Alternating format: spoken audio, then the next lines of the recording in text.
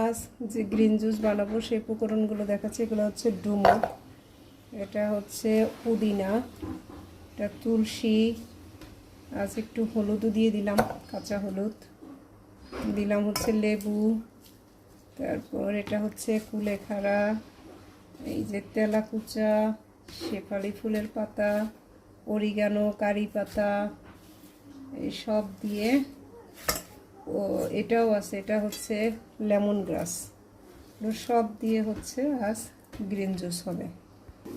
এটার মধ্যে একটু পানি ঢেলে নিই, এবার সব ব্লেন্ড করে নিই। সব ব্লেন্ড হয়ে গেছে।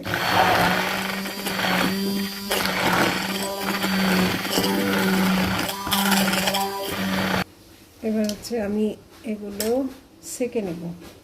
অনেকেই মনে করেন যে একদম ফাইবার সব বুঝে চলে যায়, না চলে যায় না, তারপরে যেটা থাকে সেটাও অনেক। আর এগুলো সহ আসলে খাওয়াও যাবে না, আর একদিন দুই দিন খাওয়া যাবে, কিন্তু প্রতিদিন এটা আসলে খাওয়াটা কষ্টকর। আর যেহেতু তিতিরও খাবে, তাই আমি যেভাবে রস করে নিচ্ছি, যে সেঁকে নিয়েছি। এবারে দেব স্পিরুলিনা পাউডার। স্পিরুলিনা পাউডার শরীরকে ডিটক্সিফাই করতে সাহায্য করে। গ্রিন জুস এর সাথে মিশে এটা খেতেও স্বাদ।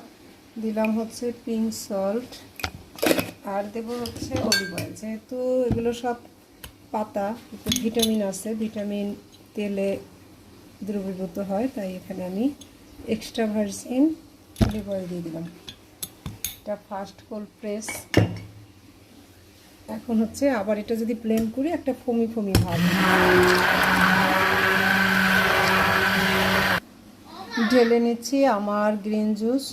তো আপনারা যারাই হচ্ছে কফি এনেমা করেন কিন্তু প্রোবায়োটিক বা প্রিবায়োটিক এগুলো খান না, তারা কিন্তু লিকি গার্ডে ভুগবেন বা অ্যালার্জি সমস্যা